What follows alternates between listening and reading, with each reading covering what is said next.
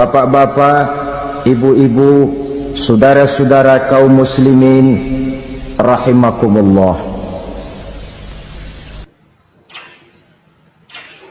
Di dalam kehidupan kita sebagai seorang muslim, minimal 5 kali dalam sehari semalam kita mendengar seruan untuk mendirikan solat yang disebut azan. Ada kalimat menarik di dalam kalimat azan itu, yakni seruan hayya 'alal falah, marilah menuju kepada keberuntungan, marilah meraih kemenangan. Seruan ini adalah kecenderungan dari setiap manusia, apapun warna kulitnya. Artinya, setiap orang dalam hidup selalu ingin meraih dan mencari kemenangan. Kemenangan akan melahirkan kepuasan batin, dan kepuasan batin memberikan kebahagiaan. Sedangkan kekalahan melahirkan penderitaan batin, dan penderitaan batin menjerumuskan seseorang di dalam berbagai bentuk kerugian. Jikalau inilah seruan azan, maka masalahnya ialah apa yang menyebabkan kita meraih kemenangan. Al-Quranul Karim memberikan tuntunan dan ajaran kepada kita bahwa orang-orang yang memperoleh kemenangan itu tidak lain adalah orang-orang yang bertakwa. Hanyalah mereka yang bertakwa kepada Allah Subhanahu wa ta'ala pada akhirnya akan tampil sebagai pemenang. Lalu siapa orang yang bertakwa itu? Dijelaskan dalam awal-awal Al-Baqarah, orang yang bertakwa yang akan meraih kemenangan. Pertama, alladzina yu'minuna bil ghaib, yaitu orang-orang yang beriman kepada yang gaib, percaya bahwa ada alam yang gaib, alam yang abstrak, alam yang tidak bisa dijangkau oleh salah satu daripada panca indera kita. Mereka percaya dan beriman kepada adanya malaikat, beriman kepada adanya iblis dan jin, beriman kepada adanya alam kubur, beriman kepada adanya alam mahsyar, beriman kepada adanya alam akhirat, beriman kepada adanya surga dan neraka. Beriman bukan cuma sekedar beriman dalam ucapan bibir saja, tetapi beriman yang nilai iman itu mampu mewarnai gerak dan gaya hidupnya.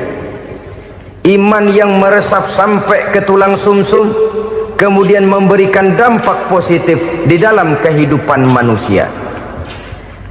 Alam, kita tahu, adalah sesuatu yang selain Allah, dan Allah bukanlah alam.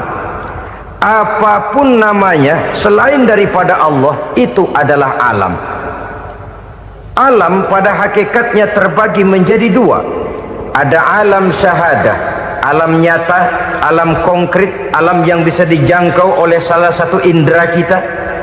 Kemudian ada alam ghaib, alam yang tidak bisa dijangkau oleh panca indera kita, alam metafisika, alam abstrak, alam yang wajib kita imani keberadaannya.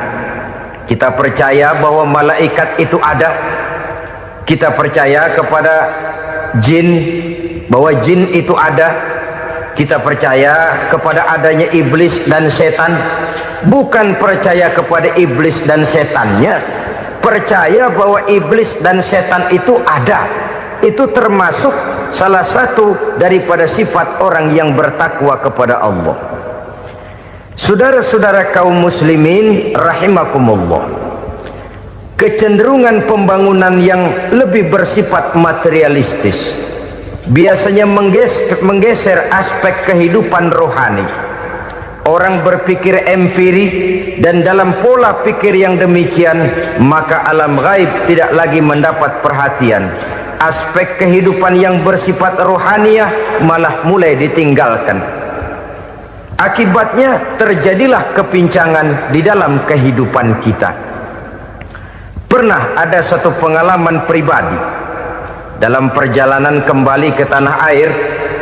Dalam pesawat di sebelah kanan saya duduklah seorang Jerman namanya Heiner Simonsen. Iseng saya ajak kenalan, saya ajak ngobrol, saya tanya dia. Saya bilang, Mas Heiner ini, kalau pesawat yang kita tumpangi ini jatuh ke bawah, kira-kira apa yang bakal terjadi, Mas? Dia bilang, kita semua akan mati. Begitu? Iya. Oke. Apa itu mati? Tanya saya. Dia bilang, untuk tahu apa itu mati, kita harus tahu lebih dahulu apa itu hidup. Saya pikir nih bule bisa ngomong juga.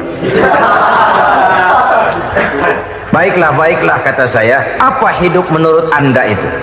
Oh, hidup itu dia bilang, kalau seluruh anggota badan kita bekerja secara normal, paru-paru memompa darah secara normal, jantung berdetak secara normal, sel-sel tubuh bekerja secara fit, dan organisme tubuh hanya mau bekerja secara normal, dia bilang, kalau kita memberi makan yang cukup, menu yang teratur, dan gizi yang lengkap. Saya bilang, kesimpulannya apa, Ner? Dia jawab, hidup adalah dari tangan ke mulut. Life is from the hand to the mouth, kata dia. Hidup adalah dari tangan ke mulut. Jadi masalah hidup tidak lebih daripada masalah isi perut. Orang pergi pagi, pulang sore, peras keringat, banting tulang, perut yang dibelain. Saya bilang, you are wrong. Sampean salah, Ner. Kamu orang Islam bukan? Bukan. Pantas. Kenapa saya salah? Dia bilang, ya jelas salah. Salahnya di mana? Kamu ini manusia. Kalau hidup cuma dari tangan ke mulut, saya bilang, kambing di kampung saya juga begitu pikirannya, Ner. Itu kambing di kampung saya, asal perutnya kenyang, sudah hidup dia.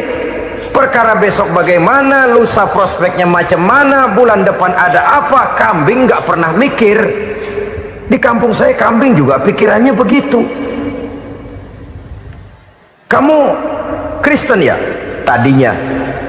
Loh kok tadinya, lalu apa sekarang kamu ini? Dia bilang, sekarang saya netral. Saya tidak beragama, tapi saya percaya kepada Tuhan sebagai pencipta alam. Saya ingat benar dia bilang, I haven't any religious, but I believe to God as the creator of the world. Kenapa bisa netral begitu, Ner? Habis saya bingung, katanya. Islam bilang Islam baik, Kristen bilang Kristen baik, Hindu Buddha bilang Hindu Buddha baik, semua agama baik. Saya netral sekalian, nggak beragama. Yang penting saya percaya kepada Tuhan. Saya bilang, Ner, kamu ini kayak orang mau beli celana, lalu bingung. Yang satu bilang Levi's bagus, yang satu bilang Blue Jean hebat, yang satu bilang Wool England hebat. Celana ini hebat, celana itu bagus, celana ini hebat, semua celana bagus, kamu bingung. Akhirnya netral, tidak pakai celana. Itu juga salah. Saya pikir-pikir, kemudian saya melihat bahwa dua pola berpikir Heiner ini nampaknya sudah mulai menggejala di lingkungan masyarakat bangsa kita. Disadari atau tidak, secara jujur kita harus berkata, dua pola pemikiran Heiner ini mulai berkembang di tengah masyarakat bangsa kita. Pertama, pola pikir materialisme. Hidup adalah dari tangan ke mulut. Masalah hidup tidak lebih masalah isi perut. Itu yang perlu dibela, dan disitulah arti kehidupan. Pergi pagi, pulang sore, peras keringat, banting tulang untuk mempertahankan perut. Kalau sudah kemari cara orang berpikir, maka buat apa percaya kepada yang gaib? Untuk apa sholat? Untuk apa puasa? Untuk apa zakat? Untuk apa menghadiri majelis taklim?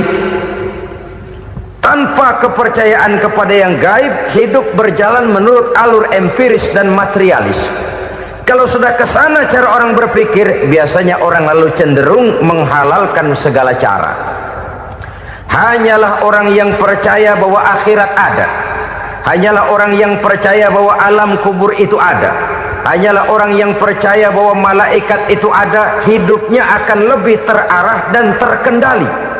Karena kepercayaan kepada yang gaib, yang merupakan fase daripada kehidupan setelah hidup yang sekarang ini, mewarnai gerak pribadi seseorang di dalam dia melakukan kegiatan hidupnya.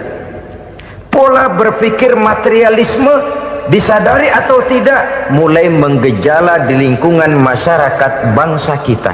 Hidup tidak lebih dari urusan tangan ke mulut, mulut ke tangan, tangan ke mulut.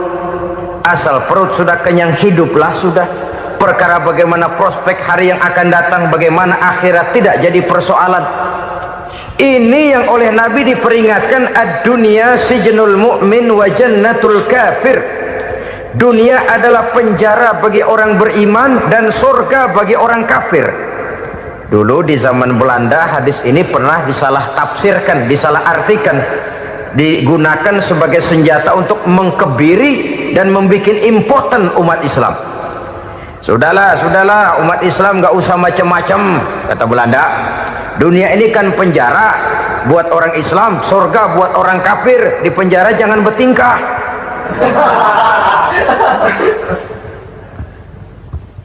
Pengertiannya tidak begitu. Dunia adalah penjara bagi orang mukmin. Artinya dalam kehidupan dunia seorang mukmin tidak bebas memperturutkan hawa nafsunya. Dipenjara hawa nafsunya. Sebaliknya surga bagi orang-orang kafir. Buat orang kafir surgalah dunia ini. Mereka bebas memperturutkan hawa nafsunya, dilarang tidak terlarang, dicegah pun tidak tercegah. Mereka hidup menurut alur bisikan nafsu mereka sendiri. Kemudian bila ajal datang, maut merenggut nyawa, selesailah surganya sampai di situ. Maka bagi orang-orang yang tidak percaya kepada adanya akhirat, kepada adanya alam gaib, surganya sebatas umurnya. Sekali lagi, surganya sebatas umurnya.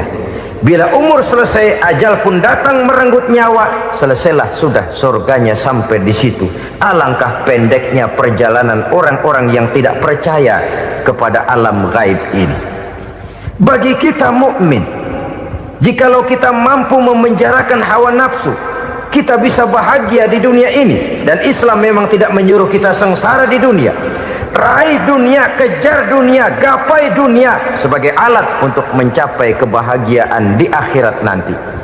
Hidup adalah satu perjalanan panjang yang terbentang sejak kita terlahir dari alam rahim sampai kepada alam akhirat nanti. Andai kata kita gagal meraih kebahagiaan di dunia, toh kita masih punya akhirat. Tapi jangan jadi dalil yang melemahkan semangat. Biarin dah kita di dunia kebelangsak, yang penting akhirat. Akhirnya dunia benar-benar kebelangsak. Bagaimana dunia ini bisa kita raih, dan bagaimana meraih dunia untuk menunjang kepentingan akhirat nanti. Yang kedua, dari pikiran Heiner yang saya lihat menggejala di lingkungan masyarakat bangsa kita, timbulnya manusia-manusia netral. Seolah-olah Tuhan yes, agama no. Sama Tuhan percaya, agama ogah. Tuhan ngangguk, giliran agama godeng. Padahal hampir dalam setiap ayat dalam Quran, kata-kata amanu biasanya bergandeng dengan wa amilus sholihat. Iman dan amal soleh. Ini sebagai isyarat Tuhan dan agama jangan pernah dipisah-pisah. Apabila kita bertuhan, maka kita harus beragama. Apabila kita beragama, maka agama itu harus bersumberkan dari Tuhan yang kita imani itu. Tidak mungkin kita pisah, Tuhan yes, agama no. Sama Tuhan percaya tapi agama bikin sendiri. Sembayangnya cukup bengong 2 jam madep mulon.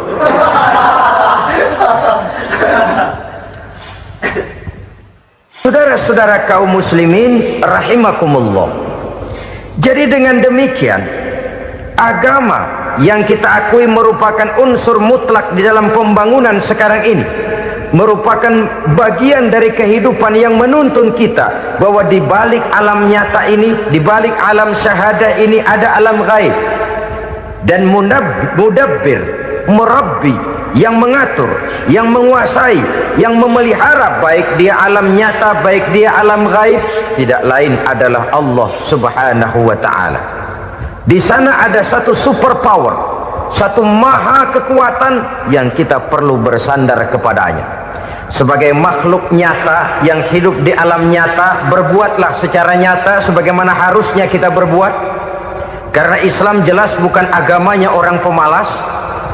Islam jelas bukan agamanya orang yang mengajarkan setelah selesai sholat boleh duduk, nggelenggem ayam-ayam, ndelohom, menghitung bintang di langit sambil menunggu keajaiban. Tidak. Islam adalah agama yang mengajarkan apabila sholat sudah selesai kamu kerjakan, bertebaranlah di permukaan bumi, cari karunia Tuhanmu. Jangan hidup berpangku tangan menunggu keajaiban, karena hidup bukan undian. Jangan berharap untung besar tanpa mau peras keringat.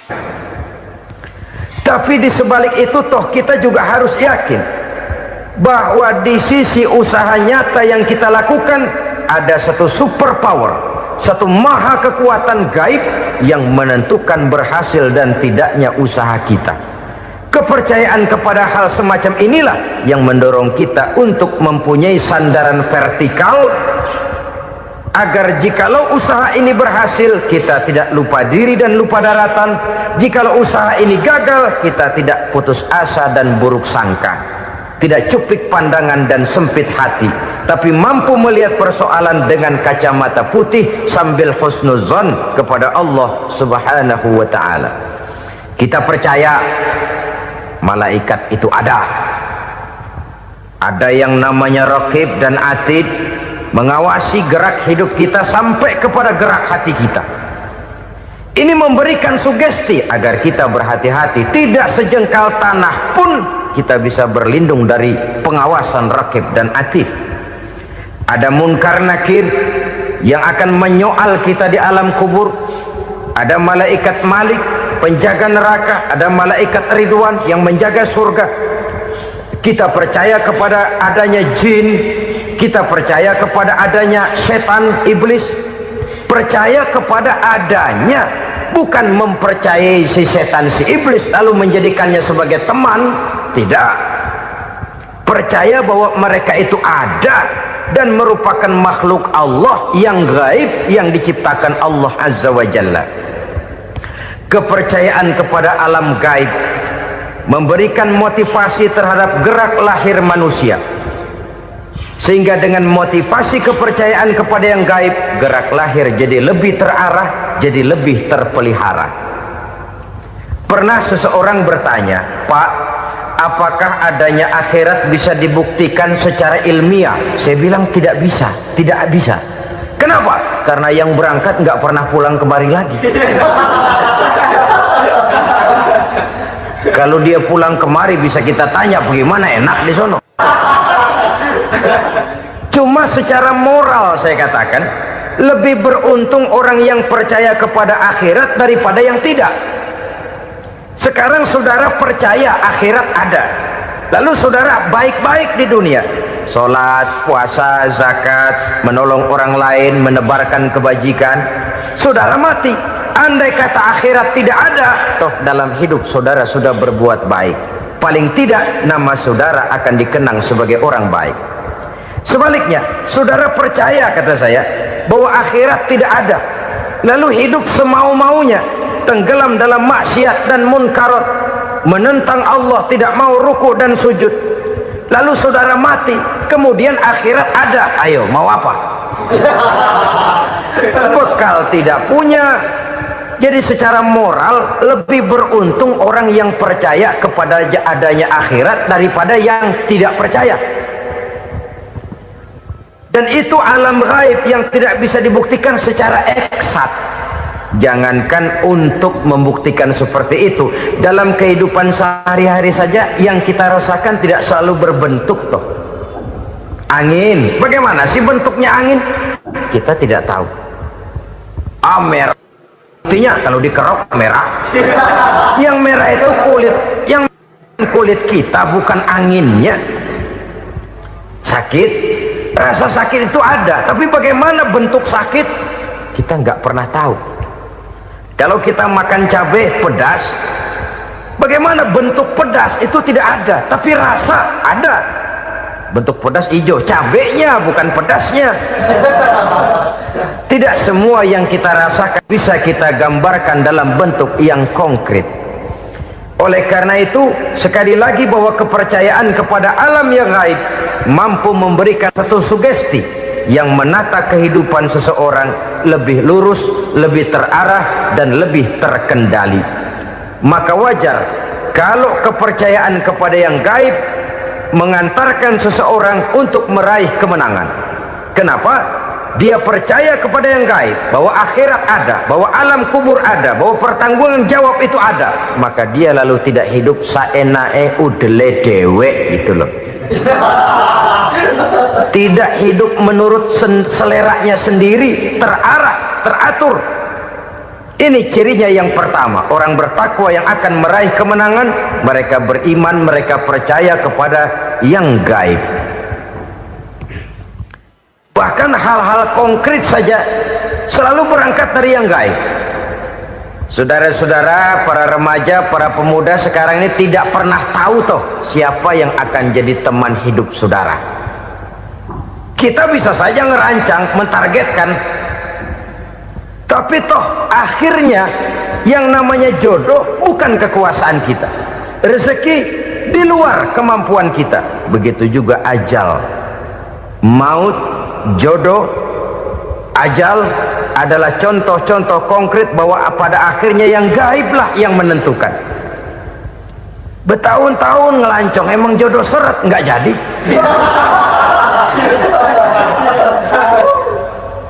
Begitu kenal baru setengah malam nginep ditangkap hansip kan. Hal-hal semacam itu kadang-kadang kita berpikir suuzon, gilet, perempuannya cakep banget, lakinya rebek amat. Memang begitulah jodohnya. Memang begitulah jodohnya. Saudara hadirin ma'asyiral muslimin yang saya hormati, jadi hal-hal yang konkret saja kita yakini sepenuhnya ditentukan oleh satu superpower yang gaib itu tadi. Dari sanalah segala ketentuan itu berangkat dan kesanalah segalanya akan kembali. Maka kepercayaan kepada yang gaib meluruskan gerak hidup seseorang dan itu akan mengantarkan dia kepada meraih kemenangan. Satu. Yang kedua, wa yuqimuna shalah. Orang bertakwa yang akan meraih kemenangan itu adalah orang-orang yang mendirikan sholat. Kenapa sholat mengantarkan orang untuk meraih kemenangan? Yang jelas, inna sholata tanha anil fahsya'i wal munkar. Sholat mampu mencegah manusia dari perbuatan keji dan munkar. Banyak filsafat hidup yang terkandung di dalam sholat ini. Sejak kita wudhu sampai kita menghadap ke arah kiblat, sampai kita melakukan gerak-gerak sholat, bacaan-bacaan yang ada di dalam sholat, lalu sampai kepada mengucapkan salam. Banyak filsafat hidup yang terkandung di dalam sholat. Umpamanya saja, setelah takbiratul ihram mulai kita dengan sholat dalam posisi berdiri, diajarkan dalam kitab-kitab fikih agar kita melihat ke arah tempat sujud.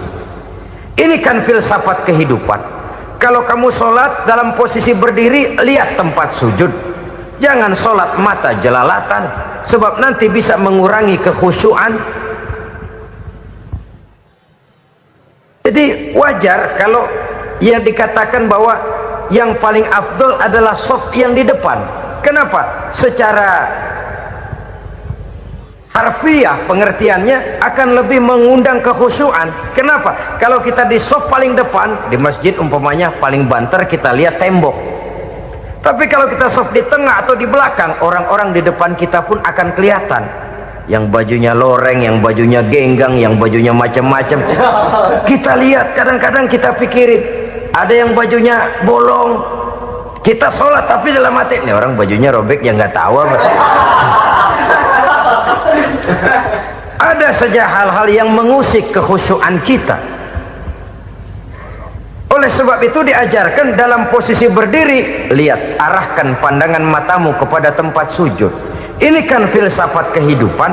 Maksudnya apa? Kalau lagi diri lihat dong tempat sujud, kalau udah di atas ingat dong sama yang bawah, kalau sudah tinggi ingat dong dari mana kamu berangkat, kalau sudah berkuasa bantu dong yang lemah, kalau sudah kaya santuni dong yang miskin, kalau sudah alim bimbing dong yang awam.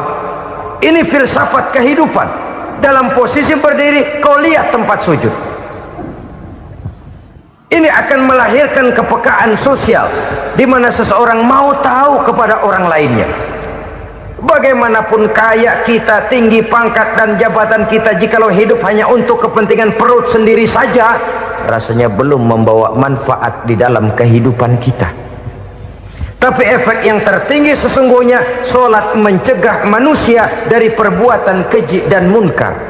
Perbuatan keji dan munkar walaupun kelihatannya mendatangkan uang, membawa keuntungan, tapi itu keuntungan semu, keuntungan sementara. Dengan menipu orang lain kita bisa dapat untung, tapi tidak membawa berkah, dan itu adalah kerugian besar dalam kehidupan kita.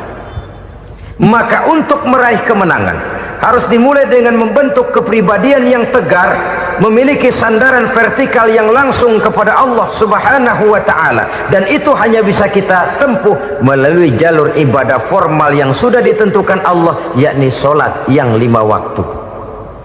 Untuk memperkuat itu ada solat-solat sunnah, rawatib, nawafil sebagai terminal-terminal kontrol cadangan untuk memelihara stabilitas temperatur batin di dalam kita berhubungan dengan zat yang maha gaib, yaitu Allah Subhanahu wa ta'ala. Orang sering bertanya, Pak, itu tetangga saya nggak sholat, duitnya nggak habis-habis, Pak. Nggak sholat tapi mobilnya tambah terus, nggak sholat tapi usahanya makin maju. Tapi di sisi lain ada orang yang rajin sholat, rezekinya butak bener, anaknya mana kurus mana korengan. Saudara hadirin ma'asyiral muslimin rahimakumullah, harus saya katakan bahwa solat memang bukan untuk cari duit. Solat adalah sandaran vertikal kita kepada Allah. Sedangkan soal rezeki itu berkaitan dengan sifat Allah maha pengasih dan maha penyayang. Allah maha pengasih, siapapun dikasih kalau mau usaha. Allah maha penyayang, tidak semua orang disayang oleh Allah Azza wa Jalla. Dan belum tentu banyak harta itu merupakan nikmat, mungkin juga istidraj. Artinya istidraj itu dikasih tapi diambulin, kalau bahasa Betawinya itu.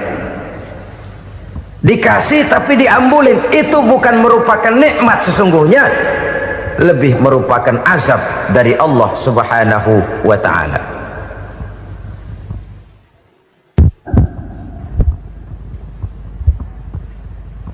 Agama mempunyai sistem solat, dan kita umat Islam telah dituntun oleh Allah Subhanahu wa ta'ala yang wajibnya 5 kali dalam sehari semalam mendirikan solat, dan itu tentu berada dalam jangkauan kemampuan manusia. Pada awalnya barangkali kita memang merasa solat itu satu kewajiban, tapi semakin kita hayati makna, manfaat dan filsafat yang terkandung di dalam ajaran solat, semakin sampai kita kepada keyakinan bahwa solat adalah keperluan kita. Sehingga pada waktu tertentu dinilai puncaknya, kita tidak lagi akan berkata saya wajib sholat, tapi kita akan berkata saya perlu sholat. Kalau kita sudah merasakan itu adalah keperluan kita, nah di sanalah kita baru akan merasakan ruginya kalau hal itu tidak kita laksanakan. Sepanjang kita masih berkata saya wajib sholat, kita akan lebih merasakan dia sebagai beban ketimbang sebagai keperluan. Yang jelas Allah tidak memerlukan ibadah yang kita laksanakan ini. Dengan kata lain, andai kata satu dunia penuh ini orang tidak ada yang sholat satu pun, Allah tidak akan turun dari jabatan Tuhan. Jangan lalu berpikir kalau kita ngambek se-RW kagak sembahyang Tuhan tekor kali ini ya. Tentu tidak. Itu perlunya kita, bukan perlunya Allah. Dan pada induknya kita akan berkata, saya perlu agama. Kalau secara induk kita sudah memerlukan agama, maka konsep-konsep yang ada di dalam ajaran agama itu pun adalah juga merupakan keperluan kita. Baik dia bernama sholat, baik dia bernama puasa, baik dia bernama zakat, baik dia bernama haji, seluruhnya adalah keperluan kita. Dan sesuatu yang kita perlukan apabila tidak kita laksanakan akan melahirkan kerugian di dalam kehidupan. Jangan heran kalau kita membaca riwayat perjalanan hidup para salafus soleh, orang-orang soleh. Ada yang tahajud sampai 100 rakaat, ada yang sholat malam kakinya sampai bengkak. Kita sekalinya bengkak biri-biri. Ada yang sholat membaca surah dalam Al-Quran sampai khotam Quran. Kok mau? Mereka sudah merasakan itu keperluan. Itu saja soalnya. Satu saat pun jikalau kita merasa bahwa itu keperluan saya, kita pun akan melaksanakan seperti itu. Keperluan saya dalam kehidupan. Inilah yang kedua. Yang ketiga, orang bertakwa yang akan meraih kemenangan itu, wa mimma razaqnahum yunfikun. Mereka membelanjakan sebagian daripada rezeki yang diberikan Allah kepada mereka. Mereka infakkan di jalan Allah. Ada satu dialog menarik. Satu hari seorang anak muda bertemu dengan seorang kakek-kakek yang sudah dikenalnya baik. Bertanyalah anak muda ini, "Kek, umur kakek berapa tahun?" 15 tahun, kata si kakek. Anak kakek berapa orang? 1. Harta kakek berapa banyak? 15 juta. Si anak muda ini bengong, lalu protes, "Kok kakek bohongin saya?" "Kenapa?" "Saya tahu umur kakek 70 tahun. Kenapa ngaku 15? Saya tahu anak kakek 5. Kenapa bilang 1? Saya tahu kakek miliuner, miliaran uang kakek. Kenapa ngaku cuma 15 juta? Begini, kata si kakek tadi, benar umur saya 70 tahun. Tapi dari umur yang 70 tahun itu baru 15 tahun terakhir ini saya merasakan ibadah kepada Allah. Meninggalkan maksiat, jauh dari segala macam munkarat. Maka yang 15 tahun inilah yang benar-benar saya rasakan sebagai umur saya. Benar anak saya 5, tapi yang 4 susah diatur. Cuman 1 rasanya nih yang bakal jadi si buah hati, belahan jantung, pelanjut cerita penerus sejarah. Cuma 1 ini yang saya harapkan, yang akan jadi anak soleh, yang akan membuat saya menerima pensiunan pahala. Kalau yang 4 apek dah, nggak ada harapan. Yang 1 nyekek botol melulu. Oh begitu, iya. Lalu kenapa kakek bilang harta kakek cuma 15 juta padahal saya tahu kakek uangnya miliaran, depositonya banyak? Ya karena 15 juta itulah yang saya ingat yang pernah saya belanjakan di jalan Allah. Saya merasa itulah harta saya yang sebenarnya. Yang miliaran yang saya simpan di bank kelak, kalau satu saat saya mati, akan jadi rebutan di antara anak-anak saya. Iya kalau anak saya soleh kayak yang 1 ini. Kalau yang 4 tadi udah tulen dia bakal berantem dah berebut tuh. Jadi 15 juta yang saya belanjakan di jalan Allah inilah yang saya merasakan benar-benar harta saya yang sesungguhnya. Dialog ini patut menjadi bahan renungan kita bersama. Diberikan kita umur 40, 50, 60, 70, 80. Berapa tahun dari umur yang diberikan itu yang jalan mulus, yang kita gunakan untuk melaksanakan ibadah? Banyak harta kita simpan di bank, di lemari, di dompet, di tas. Tapi berapa yang sudah kita depositokan di jalan Allah yang akan menemani kita di hari kita kembali nanti? Maka orang bertakwa yang akan meraih kemenangan, wa mimma razaqnahum yunfikun, mereka membelanjakan sebagian dari rezeki yang diberikan Allah di jalan Allah subhanahu wa ta'ala. Ma'asyiral muslimin rahimakumullah, zahirnya memang kita memberikan kepada orang lain, tapi hakikatnya kita menyimpan untuk diri kita sendiri. Kita memberikan kepada yatim piatu 25.000, zahirnya kita memberikan si yatim, hakikatnya kan kita cuma nyimpan. Saya berikan, titip kepadamu, ini untuk saya di akhirat. Kau boleh belikan baju, kau boleh belikan untukmu makan, kau boleh bayarkan sekolahmu, ini untuk saya. Hakikatnya kita nyumbang masjid 1 juta, zahirnya kita berikan kepada panitia masjid, tapi hakikatnya kan cuma titip 1 juta ya, untuk saya di alam kubur nanti. Silahkan kau boleh belikan semen, ini uang, belikan besi, belikan pasir, saya cuma sekedar titip untuk kepentingan saya. Hakikatnya kita cuma sekedar menitip.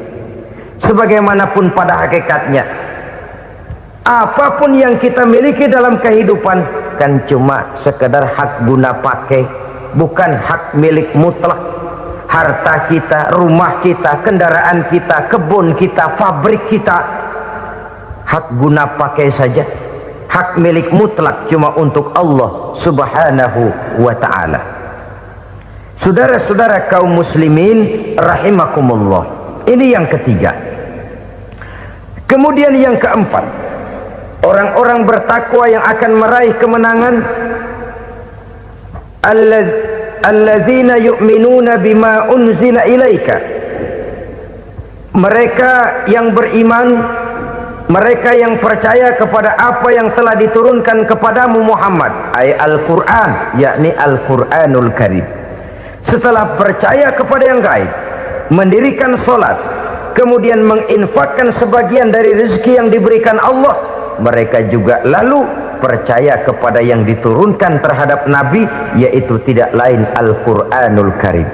Sekali lagi di sini, percaya bukan hanya sekedar percaya saja, tetapi percaya lalu menjadikan Al-Quran itu sebagai pedoman hidup.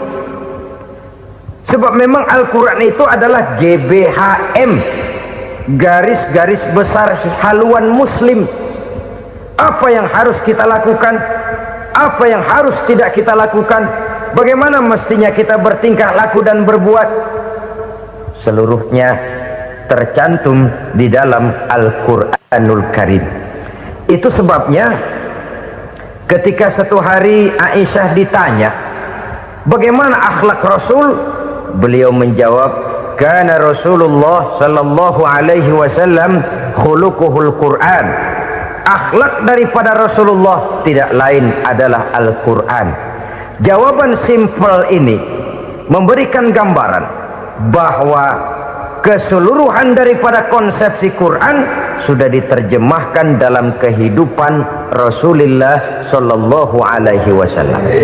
Karena kita tahu akhlak adalah keseluruhan dari gerak hidup manusia, sejak ia berpribadi, berumah tangga, bertetangga, bermasyarakat, sampai kepada berbangsa dan bernegara. Al-Quran tetap memberikan sentuhan nilainya. Oleh karenanya, orang-orang yang bertakwa adalah orang-orang yang menjadikan Al-Quran sebagai pedoman dalam kehidupannya. Dan kita yakini Al-Quran diturunkan kepada Nabi Muhammad, bukan merupakan produk Nabi Muhammad. Isi dan redaksinya langsung dari Allah subhanahu wa ta'ala. Kemudian cirinya yang kelima, orang bertakwa yang akan meraih kemenangan itu, wa ma unzila min qablika, tidak hanya sekedar percaya kepada yang diturunkan terhadap Nabi Muhammad yaitu Al-Quran, mereka juga percaya kepada apa yang pernah diturunkan kepada para nabi, kepada para rasul sebelum Nabi Muhammad. Percaya kepada adanya suhuf, percaya kepada adanya Taurat, percaya kepada adanya Injil, percaya bahwa Allah dahulunya sudah menurunkan Taurat kepada Musa, percaya bahwa Allah sudah menurunkan Injil kepada Isa, percaya Injil ada, Taurat ada, diturunkan Allah untuk Isa dan Musa, tetapi tidak wajib mengamalkannya karena kita sudah diberikan Al-Quranul Karim. Ini yang perlu saya garis bawahi. Kita percaya Allah telah menurunkan Injil dahulu kepada Isa. Kita percaya bahwa Allah telah menurunkan Taurat dahulunya kepada Nabi Musa.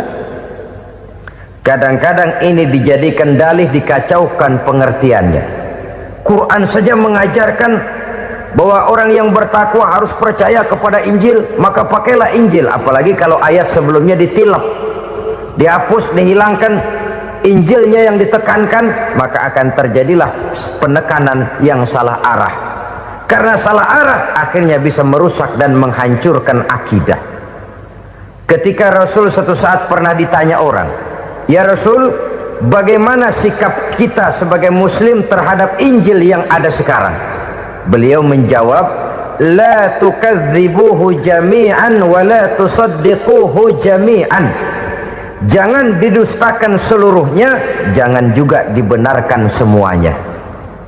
Artinya, ini sudah merupakan gambaran dari Rasul bahwa dalam Injil yang ada sekarang masih ada ajaran-ajaran tauhid yang dibawa oleh Nabi Isa dan diajarkan kepada umatnya. Tapi juga dalam Injil yang sekarang ini sudah terkena intervensi dan investasi manusiawi. Karena itu Rasul menyimpulkan, la tukadzibuhu jami'an wa la tusaddiquhu jami'an. Jangan didustakan semua, jangan dibenarkan seluruhnya. Kita memang percaya Allah telah menurunkan Injil kepada Nabi Isa dulu, tapi kita tidak wajib mengamalkan Injil. Kita percaya Allah telah menurunkan Taurat kepada Nabi Musa, tapi kita tidak wajib mengamalkan kitab ajaran Taurat. Yang wajib kita percayai dan kita amalkan hanyalah Al-Quranul Karim.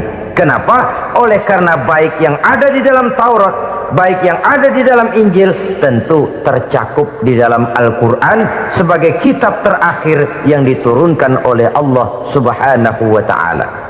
Dan itu wajar. Kalau seorang pejabat mau mengeluarkan satu keputusan baru, tentu dia harus meninjau keputusan-keputusan lama. Andai kata dianggap tidak berlaku, dianggap tidak relevan lagi, maka keputusan-keputusan lama itu tentu sudah dianggap tidak berlaku. Sebagian daripada aturan-aturan dalam keputusan lama yang masih dianggap relevan tercantum dalam keputusan baru yang wajib diamalkan. Begitulah hubungannya antara Al-Quran, Taurat, Zabur, dan Injil. 4 kitab samawi yang diturunkan Allah masing-masing kepada Zabur untuk Nabi Daud, Taurat untuk Nabi Musa, dan Injil untuk Nabi Isa alaihi wassalatu wassalam. Ketiga-tiga kitab itu kita percayai adanya. Kita yakini Allah telah menurunkan Zabur, Taurat, dan Injil, tapi kita tidak wajib mengamalkannya. Yang wajib kita mengamalkannya sekarang ini tidak lain hanyalah Al-Quranul Karim saja, karena ia mencakup apa yang ada di dalam Zabur, apa yang ada di dalam Taurat, dan apa yang ada di dalam Injil. Keotentikannya bisa dipertanggungjawabkan. Ya, tapi kan Nabi Muhammad sudah mati 14 abad yang lalu, dan di zaman beliau Al-Quran kan belum dikodifikasikan, belum ditulis. Bagaimana keotentikannya bisa dipertanggungjawabkan? Mudah saja. Allah berjanji, inna nahnu nazzalna dzikra wa inna lahu lahafizun. Kami yang menurunkan Al-Quran dan kami yang akan menjaga dan memeliharanya. Allah turunkan Quran, Allah menjaganya. Bagaimana cara Allah menjaga Al-Quran itu? Banyaknya orang-orang yang hafaz Al-Quran. Hafaz Al-Quran 30 juz, 114 surah, 6.666 ayat. Sehingga jangankan satu kata, jangankan satu ayat, satu kalimat saja berubah sudah akan timbul reaksi dan mudah dimengerti. Kenapa? Banyak orang-orang yang hafaz Al-Quran. Sedangkan pada setiap akhir tahun biasanya malaikat Jibril selalu mengadakan checking terhadap ayat-ayat yang diturunkan pada waktu itu. Di zaman Nabi sendiri sudah ada usaha kodifikasi. Dan yang lebih luar biasa lagi, sampai hari ini tidak seorang pun mampu membuat satu ayat saja semacam Al-Quran. Ke bahasa manapun dia diterjemahkan, naskah aslinya tetap ikut, rujukan dasarnya tetap ada. Berdasarkan itu, maka tidak mungkin terjadi penyelewengan terhadap atau pemalsuan terhadap ayat-ayat Al-Quranul Karim. Kesuciannya, keotentikannya, kemurniannya bisa dipertanggungjawabkan. Ma'asyiral muslimin rahimakumullah. Oleh karenanya, konsepsi dasar daripada ajaran Islam ini memang tidak lain adalah Al-Quran dan Sunnah. Isi daripada agama Islam yang merupakan iman, Islam dan ihsan, konsepsi dasarnya tidak lain adalah Al-Quran dan Sunnah Rasulullah Sallallahu Alaihi Wasallam. Maka yang kita perlukan sekarang ini adalah terjemahan Al-Quran di dalam kehidupan kita. Dengan demikian, maka gaya kehidupan yang lebih Qurani itulah yang kita dambakan. Kita perlu memang terjemahan Quran dalam bahasa Inggris, dalam bahasa Belanda, dalam bahasa Jepang, tapi yang lebih kita perlukan adalah terjemahan Quran di dalam kehidupan kita. Konsekuen, tidak memanipulasi, ringan sama kita jinjing, berat sama kita pikul. Jangan kalau lempengan ayat Quran tuh kira-kira enak diamalin, keras teriakan kita. Giliran kira-kira ayat Quran itu mukul kepala kita sendiri, diam kita. Itu ciri yang pernah disindir Allah dalam awal-awal Baqarah juga itu. Ciri beragamanya orang yang munafik. Kullama adha'a lahum masyawfih, kata Allah. Wa iza azlama alaihim qamu. Apabila terang mereka jalan, apabila gelap mereka berhenti. Artinya, kalau kira-kira di Islam nguntungin, rame-rame pada teriak Islam. Tapi ketika diminta untuk berjuang, ketika dituntut untuk berkorban, rame-rame mengundurkan diri. Nasib agama tidak ubahnya seperti daun pisang yang dikait orang di tepi jalan lantaran tak berpayung di ketika hari hujan. Manakala hujan usailah sudah, daun itu pun dicampakkan di tepi jalan, diinjak pula orang nan lalu. Artinya, orang menjadikan agama cuma sebagai lipstick, decoration only, tidak konsekuen. Hanya pada saat-saat kelihatannya Islam membawa keuntungan, rame-rame orang teriak-teriak tentang Islam. Tapi jikalau diminta berjuang, jikalau dituntut untuk berkorban, biasanya rame-rame juga mengundurkan diri. Jangan heran kalau mayoritas hitungan kita, tapi minoritas peranan kita. Kuantitas kita dalam jumlah,